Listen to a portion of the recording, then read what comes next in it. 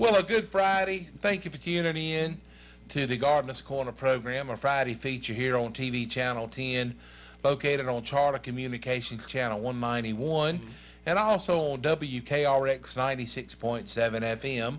My name is Rob Hall. We welcome you into the program that's brought to you today by T.G. Brooks Company and Our Pride Foods, makers of Our Pride Premium Pimento Cheese Spread and Dip. We're live in the studio today, and our special guest is Mr. Paul Westfall, who is the Director for Person and Granville Counties of the Cooperative Extension Service. Good morning, Paul. Good morning, Rob. How are you today? Doing well. Isn't it a beautiful day? It's a gorgeous day outside today, and we've had a lot of good weather for the month of February, so we'll get more into that later, I think. Well, you know, Paul, I must admit, the way that the weather has been, it's still hard to believe that it's February. It is, but as warm as it's been, we're not getting the sleet and the snow and the ice that we've had in several years previous to this. But I heard something on the weather report that this is not the warmest February ever. Oh, really? That this is ranked like number 2 or 3 so far. So well, some of those records go way back, Yeah. But I noticed on Facebook where somebody put a posting on there 2 years ago we had snow. So Yep. you just, Oh, yeah. we're in a month and heading into a month that the weather could go either way. Right. But we'll talk about that coming up in just a few minutes. Want to let you know that the motto of the North Carolina Cooperative Extension Service is empowering people and providing solutions. And the Extension Service has a lot of knowledgeable people on staff, and they work with the North Carolina State University and also North Carolina A&T. A&T State University. And yeah. so they have the means to where whatever issue may arise, they have ways of helping provide a solution. And Paul's expertise is in a lot of the different things, and we're glad to have him here today. But we'll jump right in. Last weekend in Granville County, you had a couple of Coggins clinics. We did. And it was one here in Person County. But you've got another one scheduled for tomorrow in Oxford, correct? Yes, sir. Tomorrow morning, we'll go from 8:30 to 12:30. Be there at the Southern States on Hillsborough Street in Oxford. Again, if folks are going to be bringing their horses out in public, I like to call it that, get them off the farm and mingle with other horses or mules or donkeys or whatever. They need to have what we call a negative Coggins. That means that the horse has been tested and has been found negative for equine infectious anemia. And so we work with veterinarians to provide these clinics at a little bit lower cost. They don't have to pay a trip fee to come out to the farm. And then they also have vaccinations available for horses that can be very important. And get it all done in one shot, that's not a bad thing, except in the pocketbook. That's right. It is a little expense that goes along with it, but as we've talked about in the past, Paul, if you are a livestock owner or a pet owner, you want to be a responsible owner. Absolutely. And you need to do your best to try to keep your herd healthy. And well, in this case, when you're going to trail rides or horse shows or enjoying your horse with other people and their horses, you want to make sure that everybody's protecting that your horse is not going to be providing infections for other people's horses. That's right. I think we talked about that aspect of it too, Rob. We sure did. We certainly did. But again, so at Southern States in Oxford on Hillsborough Street, tomorrow morning, Saturday, from 8:30 to 12:30, it's the Coggins Clinic, and vaccinations will be available for horses. And so if you need more information on that, you can call the Granville County Cooperative Extension Service office. They'll be there this afternoon until about 5 o'clock. 919-603-1350. That again, 919-603-1350. Oh, I wanted to mention that our clinic last week on Yes. Friday, we had one Friday afternoon last week. One of our client, one of our folks that wanted to get his horse tested, drove up to the clinic in his buggy. Oh, So, really? You never know what's going to happen at one of these things. And yeah, he has a buggy and he has a standard bred horse that he likes to drive. So he drove his horse from his farm all the way through Oxford into the southern states, and pulled the blood there and gave the vaccinations needed, and then he drove the buggy back home. Well, So that was quite a sight to see, I'm sure. not something you see every day. That's For right. sure. Also, we'll make mention of a pruning seminar that will be taking place tomorrow here in Person County. The horticultural agent, Johnny Coley, will be there for a pruning seminar from 10 a.m. until 12 noon, and it's going to be at 91 Daisy Lane in Hurdle Mills. It's going to be at the home of Ken Medlin, and they will be doing a pruning demonstration on a variety of fruiting plants, including blackberries, blueberries, grapes, peach trees, and apple trees. And pruning instruction will also be given on some ornamental plants. So no need to sign up ahead of time, but if you would like to call and get a little bit more information, you can call the Person County Cooperative Extension Service office this afternoon until 5 o'clock, 336-599-1195.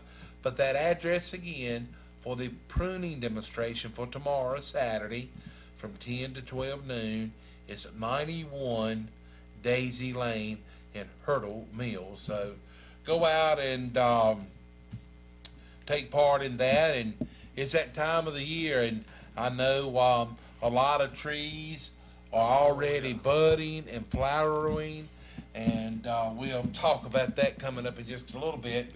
Yep. Paul, I received something in the mail yesterday from the North Carolina Cooperative Extension Service, and it's concerning the horse industry referendum, and Right. it's going to be a voting day for that coming up on Wednesday, March 8th. Right. Tell us more about that, if you would. Okay, this is a referendum that was started back in 1999 for the horse industry. What it is, there's a checkoff on every ton of horse feed that is sold in the state, and that checkoff money goes to the Horse Council and funds, marketing, education, research, a lot of different things. But they call this a horse industry promotion assessment. And that assessment, I believe, is $4 per ton of horse feed. It's not on all types of feed. It's not on chicken feed or cow feed. It's on horse feed. Right. To fund, all those things that, to promote the horse industry in the state of North Carolina. The poll will be the Extension Center, 304 South Morgan Street here in Roxborough. Be open during business hours. Anybody that owns a horse or leases a horse is eligible to come and vote on that. It's going to be held in all 100 counties and on the Cherokee Reservation, the Eastern Band of Cherokee Indians. So there's a lot of horses in the state of North Carolina. It really the horse is. feed industry is pretty big, and Horse Council does a lot of work to help horse owners and to help protect the horse industry and help promote the horse industry. So that's what this money goes to help fund a lot of those efforts that go through there. We just got word about this just last week, I believe, so I went ahead and sent the notice out to horse owners. If you did not get that notice and didn't see it on the website or something, and you hear about it here for the first time and want more information, be sure and give us a call down at the Person County Extension Center. It's 336-599-1195. Now, Paul, this actual vote will take place on Wednesday, March 8th, at the Person County Cooperative Extension Center. It's located 304 South Morgan Street, and the voting will be in room 123. But this voting will be good for 10 years. So however the vote turns out, that this will not come up again For for another 10 voting years. for 10 years. So, and as you said, the North Carolina Horse Council, they're based in Raleigh, but they are really big into promoting horses. And some years ago, they're the ones that came out with the Liability Coverage Act, to where you necessarily do not have to have insurance in hosting an equine event on your farm. Although I think sometimes some people think that when you have one of those signs displayed, that covers you from any and everything. Not quite. But unfortunately, it does not. No. Because it's one of those things that if you are found by any way, shape, form, or fashion of being negligent, the old analogy, when in doubt, sue. Well, hopefully it's not an old, or doesn't become even more older than that, but hopefully cooler heads will prevail and look at different things before That's the right. lawsuit gets filed. Let's That's settle right. things before you go to court, so. Yeah, that's right. But, So, anyway, one thing that's really neat about this referendum, Rob, is that, normally you think of voting and that means, people 18 and older usually vote in most elections. In this particular referendum, however, any horse owner or lessor over the age of 9. over the age of 9. Over the age of 9. So 4-H members, FFA members, horse enthusiasts, young, I've had people tell me that getting in, riding horse is one of the best things you can do with kids as they're growing up, because they learn responsibility and all, and it's a lot of fun too. And there's a lot of young people in Person County and across the state that do ride horses. So I guess the horse industry says if you're old enough to be responsible with a horse, then you can vote in this referendum. So they set the voting age is at 9 or older, and you own or lease a horse. Well, Paul, I certainly agree. One thing that does teach great responsibility, if you've got a livestock project, whether it's a cow, a sheep, goat, or a hog, and even a horse that depends on you to get its food and water on a daily basis, that can help you out, because the thing is, when most people become an adult, they have someone looking to them for certain needs. Yep. And it's a good more or less tool to help build the responsibility of a child at a young age. And I was talking with someone within the last week, and we were talking about children, and I said, everybody that has children, although I do not have any, I think that everyone that is a parent has ideas of what they would like for their child to become or do in their adult life. But, you never know what that child may become or want to become. And so I think that as a parent, you can just, introduce your child to as many different things that you possibly can, and kind of let them choose their own. So provide a wide range of opportunity and that's scope. right. Yeah. So, but anyway, we're going to be talking today, and if you have any questions or anything, as May mentioned earlier, Paul has a wide range of knowledge pertaining to a lot of the different things there with the North Carolina Cooperative Extension Service. But with the beautiful weather that we have been having, over the last week or so, and I understand it's going to be a little bit cool this upcoming Sunday, Right. but I think next week it's going to warm back up, and I think a lot of people may be getting spring fever very early on. And one thing that you need to bear in mind, that it is still early, and as Paul and I were talking before the show, with the month of March, starting March 1st will be next Wednesday. You never know what we may be in store for the month of March. And you know, a lot of the older people, a lot of times has said, and I've heard it told over the years, that sometimes if March comes in like a lamb, it can go out like a lion. And so Yeah, we just don't know. We don't know. That's kind of the opposite. Most people say March comes in like a lion, goes out like a lamb. But, you know, my experience in the month of March is it's going to have its ups and downs. Oh, You're going to have yeah. some warm weather, and then you're going to have some pretty cold nights as we go through. That's what I'm concerned about right now with this warm weather. You're right, Rob. Everybody's getting the itch to get outdoors and get their gardens planted, a lot of different things. But I guess I'm coming in with a word of caution.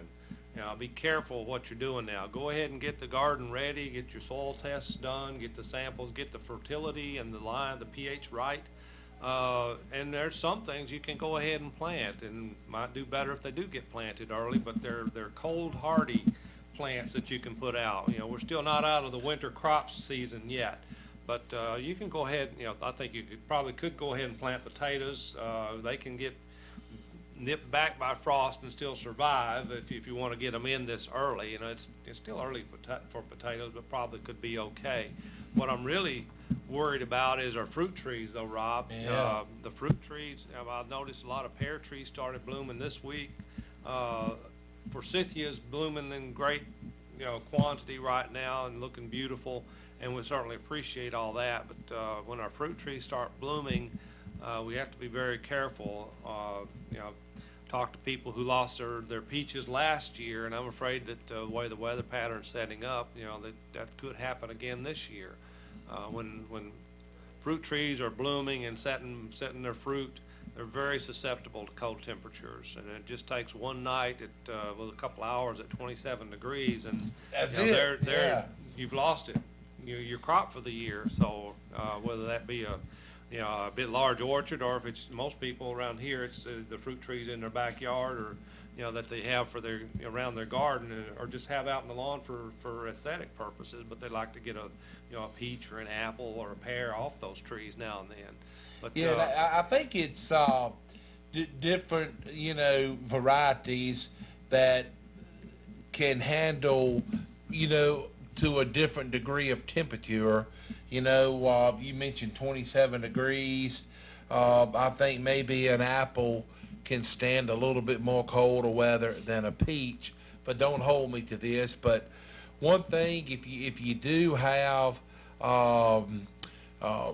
fruit trees that are in the the dwarf fruit trees, something that maybe you could do is if you have some old bed sheets, or if you could maybe find some interfacing or anything that you could maybe cover the tree up if it's going to be cold at night, and when I say cold, below freezing, to help, give just a few degrees of warmth could be the difference in Right. that tree, being even exposed. 1 degree can make Yeah, a big difference it sure on can. that. If you keep it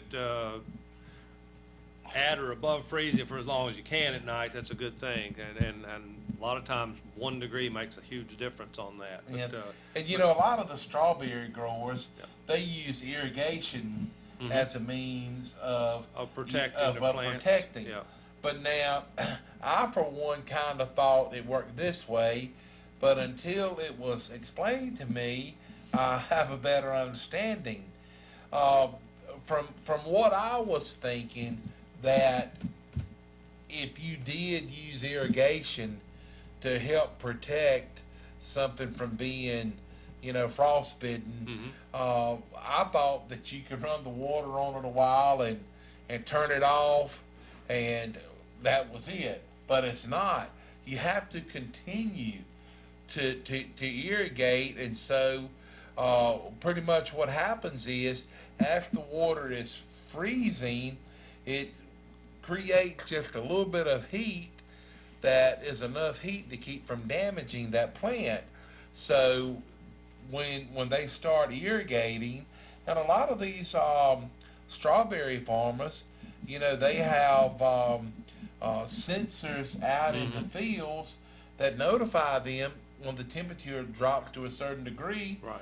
And then they go and they start up the irrigation Yeah, system. but it's gotta be the type of irrigation that'll spread it over the plant. Plant, that's You know, right, that's right. I'm Some glad you drip, made some that drip point. systems may not do that, but it's Yeah. gotta spread over the plant. And encasing the buds and leaves in ice actually keeps the temperature from going colder. You know, when you remove that direct exposure to the air, you know, the air temperature may go down more, but if whatever inside a case of ice, so to speak, you know, the temperature can't get much colder than that. Yeah.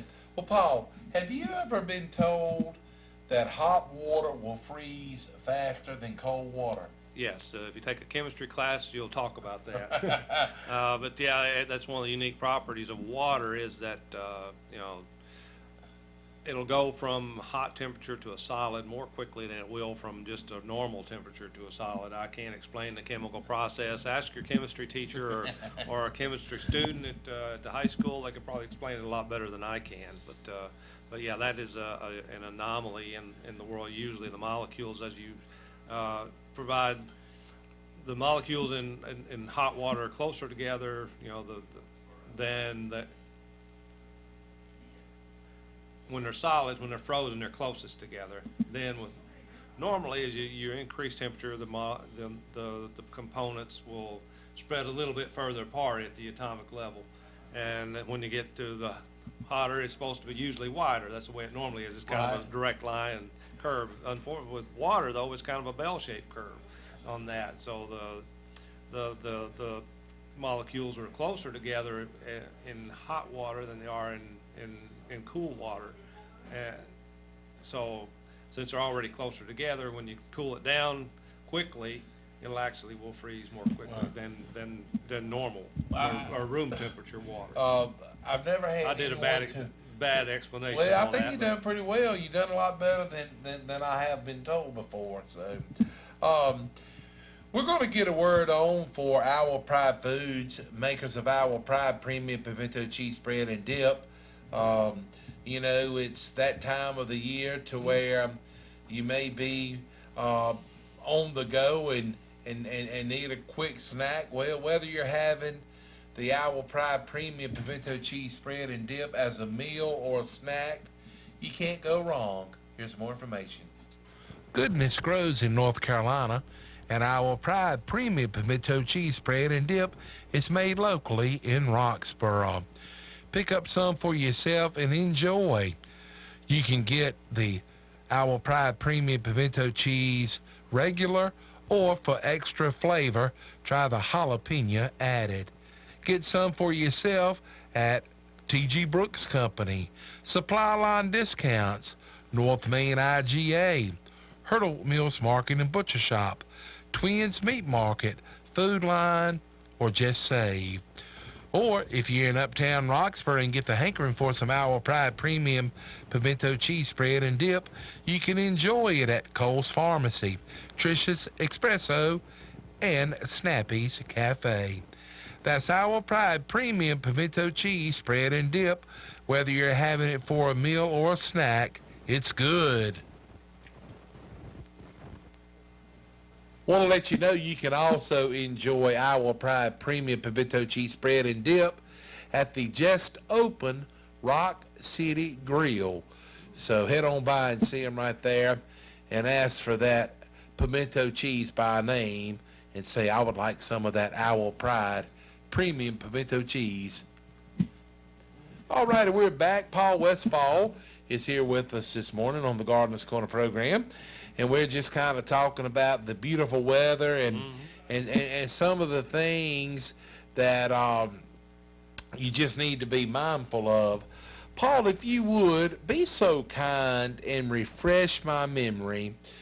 I know from after Thanksgiving until, is it March 1st or the end of March, to where you have to pay for the soil samples? Okay, soil samples are $4 per sample through the end of March. Through the end of March, Yeah, okay. April 1st, they will be at no charge again. Okay. So, we do have a number of people still bringing soil samples in. $4 is not a lot to pay for that kind of information, so, and people say, well, I need it now, so, they'll get that. Hopefully the lab will get it back to them in a timely manner, and all will be good with that. So, but a lot of people will wait until April 1st to get their soil samples in, and then maybe they can plan for later on, and that puts us in a situation, well, let's put a little bit on now and then look at the soil test results and finish it up later on. So, Yeah. a lot of things, but there, you know, talking about fertility, there's a lot of things being fertilized right now too, Rob. It sure is, and you know, a lot of people may question why they charge a $4 charge from Thanksgiving to the end of March for soil samples.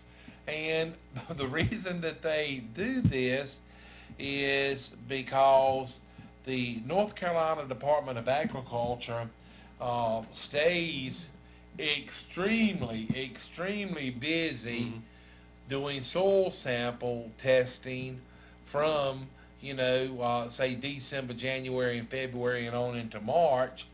And they try to encourage people to do soil sampling during the other time of the Right. year to keep the workload of the Department of Agriculture more at an even level than being just really extremely busy.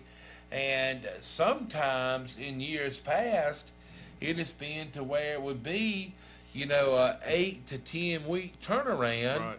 And they typically like to, once receiving the soil sample, they used to like to have the results back to you within a couple of weeks. But when it's really just piled up, it Yeah. doesn't really. And that was one of the reasons they went to charging it, was to encourage people to get samples in at other times of the year. When it was free year round, there would be thousands of samples hit the lab in the month of December and January, and you're right, Rob, the wait time would back up to 8, 9, 10 weeks sometimes. Yeah. And that's not doing people any good. I mean, the lab is doing what they can do with the equipment that they have, but, you know, they're limited by their capacity on that. They just had overcapacity. So they backed it up a month, so, okay, we're gonna charge for soil samples for this time period, you know, end of November through into March, and then be free the rest of the year, to try and encourage, you're right, to try and encourage people to submit their samples at other times of the year. But, you know, farmers get busy. A lot of them are seeding greenhouses right now. Yeah. They're putting nitrogen and other fertilizers out on wheat and on pastures at this point. So, you know, they're getting into their busy season. So sometimes that busy season stretches from right now on through when harvest is put in. So that after harvest is in is typically when most farmers will go out and take the soil samples and get them ready for next year. So that window may be kind of short to get it done by the end of November. So, Yeah. so that's why we had so many come in December most of the time. But that has shifted.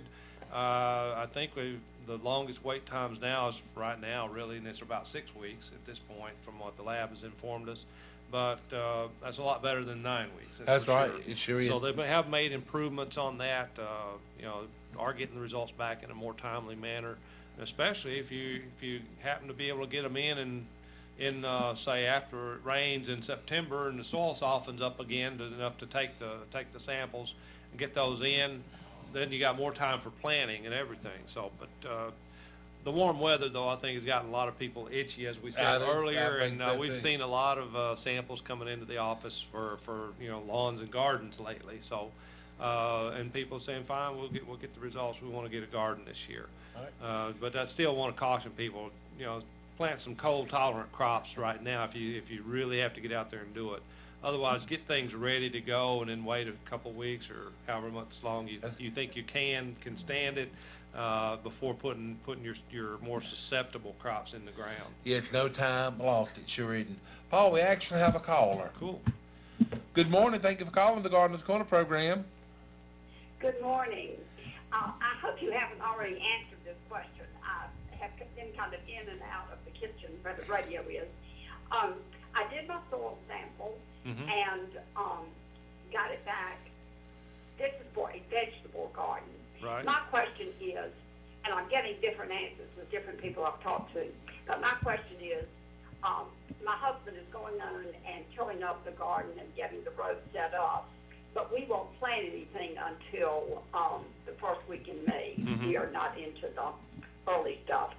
My question is, can we go ahead and put out the fertilizer? They recommend 5 pounds per 1,000 square feet of NPK fertilizer, 21-0-0 Group D. Okay. And no lime, recommended. No lime, and the analysis they recommend is 21-0-0. Ma'am, did you hear that? The analysis they're recommending, you say is 2100? Yeah. Okay. Since they're only recommending, the first numbers for nitrogen, in that recommendation, I would recommend that you wait till closer to planting time to put nitrogen out, because nitrogen is not as stable in the soil as the phosphorus or potassium. Nitrogen will denitrify and be lost to the atmosphere if we wait too long with it. So I'd hold off until mid-April or so to put that particular analysis out. If it was a more complete fertilizer, like 10-10-10 or something like that, it's more debatable because you want to get the phosphorus and potassium on into the soil. But if it's only nitrogen, I'd recommend waiting until a couple weeks before you plant. Okay. Would it hurt to use just 10-10-10? Won't really hurt anything, but you're not getting any value much. Your indexes of potassium and phosphorus are evidently fairly high in the soil already, so you don't really need those particular nutrients. Right, yeah, they're definitely high. They are above optimum. Right, and we don't want to get the phosphorus and potassium levels too high, because then they'll tend to either start running off or leaching through the soil, and we don't really want to see that happen. Is there anything you can do to get the phosphorus and potassium levels down, or is that even necessary? It's not really necessary, but the only way to get them down is to plant crops and don't put those two fertilizers on, and it will use what's in the soil there. Okay. Yeah, and you could go to your local, gardening store, and you could tell them that most likely you're not going to find a 21.00, but what you can do is, if it is you said 5 pounds per 1,000 square feet. So, so what you could do is, if you did find, say, a 10.00, you could put 10 pounds of that to 1,000 square feet, and you would be putting down 20 units of nitrogen. And so pretty much what that means is, if you was to purchase 100 pounds of 10-10-10, in that 100 pounds you would have 10 pounds of nitrogen, potash, and potassium. 10 pounds of each. Right. And so that's the thing. You could just go to T.G. Brooks Company or any other place that sells fertilizers, and just tell them that you need a 21% nitrogen, and they may not have that in stock, but they can give you something comparable to it. They may have a 24% nitrogen product, Yeah. like a ammonium sulfate or something like that. So, Yeah. Okay. but you should be fine, finding one of those. But I think Paul is correct. I don't think I would go ahead and apply the nitrogen, right now, because if you did put nitrogen down, if you have any weeds come up, the weeds are going they'll to take thrive it, off yep. the They nitrogen sure will. also. That's right. Good point, Rob. So, Okay. all right. Hey, we appreciate your call. Okay, thank you very much. Thank you. Hey, ma'am. thank you. All right, bye-bye. All right, look at that. We're on a roll. We got another Hey. call. Thank you for calling the Gardener's Corner program. Hey, I got 2 questions I want to ask y'all. Okay. The first one is, I heard y'all talking to the lady about the nitrogen. We normally put it down. My daddy done it for years, and everybody in the neighborhood said he had the best looking yard around. Mm-hmm. Put when you can buy the ammonium nitrate, 34% OO, Right. down in the springtime. Right. With the way the weather's been, do you think it's not a good idea to put that down now? We put it down every year about mid to late February Yeah. Well, on the yard. you're talking about I usually put about 4 bags down to a little bit less than an acre of a yard. Okay, you're talking about a lawn. She was talking about a garden Right, I situation. got it, So, she was. but yeah, you can go ahead and put some nitrogen on your lawn if you want it to green up early and grow real fast. That's fine. You can go ahead and use it. The grass is there. It's going to use the nitrogen that's contained in whichever nitrogen fertilizer you want to apply. But I will add this in, and this is one thing that you are doing, and it could or could not happen, but by you putting on a lot of nitrogen this time of the year, you're opening up the window to have brown patch fungus come in. I've heard that. But- I don't but- normally have that. well- I'm saying I won't get it this year, but. Well, that's that right. hasn't So, happened yet. And that's weather related too, and the brown patch will come in when grass is growing real fast, and then you get a warm, humid conditions all of a sudden. You may or may not get it. It's it varies from year to year and from lawn to lawn. yeah. Is it dry as it is though, is it, I know the days aren't hot, but is it gonna probably burn the grass up now, or do you think the ground needs some more moisture before we put it down? I think you'd be okay putting it down now. I do think we do need you're right, we need some rain, we need some water in the soil, but I Cut don't, it Monday and dust was flying. I'm sure, It yeah. is dry, But extremely. that's something you need to play by ear, I guess. If you're more comfortable waiting to put it on after a rainfall, that's fine. Yeah, it's getting to be much too late for, in my opinion, after about April, it'd be. Right. If you've got cool season lawn, after April, you don't really need to put much down. And I really don't think that it would burn it. And a lot of times when things are burnt from nitrogen is, when it gets to the roots. But when you've got a lot of grass, you would have to really put down a lot of nitrogen, I think, to really burn it. 200 pounds down to about 8/10 of an acre. Yeah, 200 pounds on that, that's not over fertilizing. I don't think so either. And just to give you this example, a lot of people that are putting down fertilizer now on wheat and also hay grasses, a lot of them suggest to put down anywhere between 120 and 200 units of nitrogen. And I'll be the first to tell you, I wish I could have afforded that much.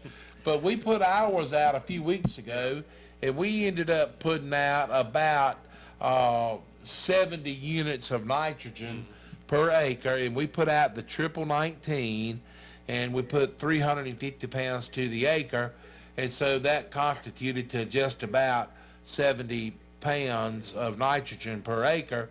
And so what I'm getting at is, if you say you're putting down 34%. Yeah, I put triple 17 or 19 down in October when I seeded, Okay. and then this time of year we usually put about 200 pounds down. It's about 8/10 of an acre. Yeah. Yeah, I don't think you'll burn it. Yeah, that's a Yeah, little over, 34 that's is 60, what I use now. yeah, that's 60 to 65 pound units of nitrogen per acre, on your 8/10 of an acre. You're okay on that, I think. Let me ask you one more question. yes, I know sir. you got other people there. Go right ahead.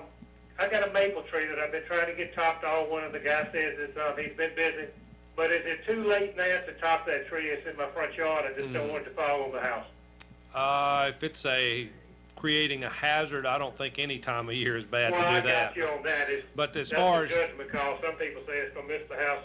Some Right. say it's not. But yeah, it's as a, far as killing the tree, I know I don't want it to fall on the house. right, as far as just normal pruning, it is getting a little, because we're a month early on these warm temperatures, Right. that you may be running into a situation where the tree's gonna start popping buds and greening up pretty quick, and when the sap's flowing great, that's when we caution people to not do a lot of pruning on their shrubs and things, so. It's not the healthiest tree so- anyway. I didn't want to lose it. But Right, so ideally, if you're gonna keep the tree, you might wanna wait till next winter before you do a lot of severe pruning on it. okay, thank you, man. I appreciate it. Y'all You- got a good program there. Thank you, sir. Hey, we appreciate you calling in. Thank you. Yes, sir. Yeah. Just one more comment on that. You can do some small pruning or prune some small limbs or twigs off of a tree if you need to shape it up a little bit, or get it where it won't knock your hat off when you're riding your lawnmower on Right. it or something. But heavy pruning, with the temperatures the way they have been, you might want to wait as long as you can on that. Well, Paul, I have always suggested this. Whenever you're pruning, always have one thing in mind, and the number one thing should always be safety. Absolutely. But when you're pruning up, whether it's shrubbery or tree or whatever, it's very easy to get involved in the minute and go haywire with it. So prune a little bit, step back from it and look at it and adjust as needed. And if you're up on the ladder, have someone to hold the ladder and always be safe. And if you look at it and if you think it's a job that's too big for you to handle personally, call someone that does that type of things for a living. And then all you have to do is write the check. It'll be money out of your pocket. But you know what? Sometimes that's not the worst thing. Well, at least the tree wouldn't be on the house in that That's situation. right. That's right. Hey, we got a caller. Thank you for calling the Gardener's Corner program. Hey, and it's me again. I've got a question about pruning, when to prune. We call it an American beauty bush. It has real pretty little purple pellet-type balls on it in the fall. Are you familiar with that? No, ma'am, I am not familiar with that one. I am not either. And then I guess I'd encourage you to call the Person County Extension Office, Dr. Horticulturalist Johnny Coley. He's much more knowledgeable and up to date on pruning shrubs like that than I am.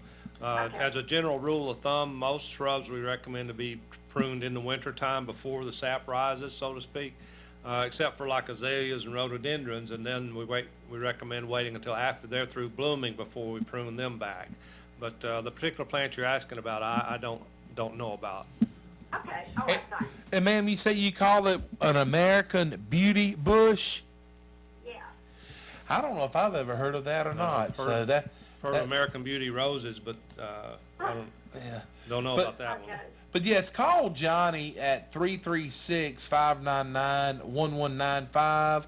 And if he's not in the office, you can leave a message and he'll call you back, okay? Okay, fine. Thank you. Appreciate the questions. Yeah, you know, Paul, you're right. I think with the season and everything, you know, it's just Mother Nature. She's still going to have her say in the end. Absolutely. And we very well could have, you know, it could stay warm, who knows, but it could turn off back cold. Hey, we got another caller, Paul. Thank you for calling the Gardener's Corner program. Hello. Thank you for calling the Gardener's Corner program. Hello. How you doing today? Can you hear us? Hello. We can hear you. Can you hear us? Are you talking to me? I am. Yes. I was calling to see when you cut onions back, you know, in your lawn. Well, ma'am, you know, that's something that I need to look up. I know the last few years, the Old Farmer's Almanac has not had a date listed, but I have been told by T.G. Brooks Company the third Wednesday in March, I think it's correct, the third Wednesday on March is the time to cut them back. But let me make a phone call or two, and I'll address that question on next week's show. All right, well, thank you very much. Okay, ma'am. thank you. Have a good day. All right, too. talk to you later. Thank you. Good question right there. We get that question every year. And it used to be printed in the Old Farmer's Almanac radio magazine, not on the radio, the magazine. Yeah. About the best day to cut wild onions back in your yard to retard growth. But the last couple of years, it has not been in there. So I don't know why. But speaking of T.G. Brooks Company, we need to get a word on for them. And I will try to get an answer on, they have a calendar there at T.G. Brooks Company that typically has that information on it. So I'll work on that to see if I can find out an answer. But we'll be back right after a word from T.G. Brooks Company. The calendar says it's February, but we all know that spring is not too far behind. There is time to get some sound advice in February on your spring lawn preparation at T.G. Brooks Company. They have had much experience over the years with individual homeowners as well as professional landscapers. First of all, they can tell you about the advantages of pre-emergent weed control or weed and feed. This is the time to use pre-emergent and, of course, fertilizer, lime, and weed control. This gets your lawn off to a proper start, and this spring you can be the envy of your neighborhood. To beautify your flower beds for spring, T.G. Brooks Company will be carrying hardwood as well as dyed mulches, and they will be selling it by the scoop or by the bag. And of course, you will want to remember, it'll be soon time to use popular lawn and garden chemicals, herbicides, and make plans to be sure to keep them in mind for topsoil, bulk planting soil, potting soil, cow manure, and pine needles. Yes, it's time to plan. They have the equipment you will need for sale or rent. Every kind of garden tool is available, including wheelbarrows, spreaders, power pluggers, lawn carts, and dump carts. They will be ready for you with stepping stones and wall stones, and absolutely the finest grass seed around. They will have all of your flower garden and vegetable garden supplies. When it comes to a beautiful property, rely on T.G. Brooks Company. By the way, every week, remember, they will custom cut you some hand-cut ribeyes, and you can enjoy them on your grill tonight. Person County and surrounding areas count on famous T.G. Brooks Company. 411 Helena Maria Road in Timberlake. They have been serving since 1936. Phone them at 364-2428.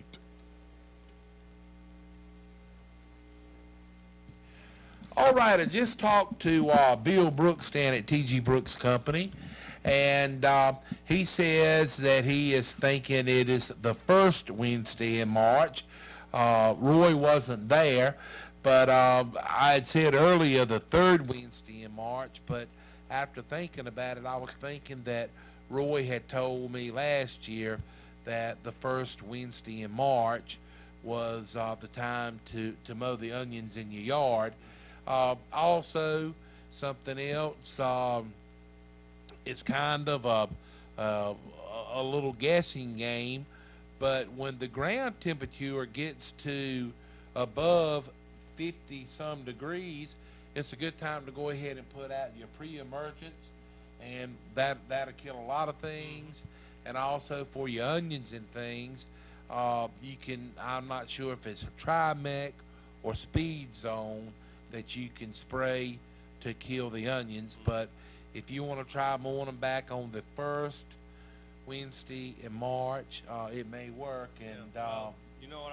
While we were off the air, Rob, I shared with you, and my philosophy on the onions, if when they're up high enough to mow, cut them. That's right. Well, and that gives one of those nice aromas that I associate with springtime.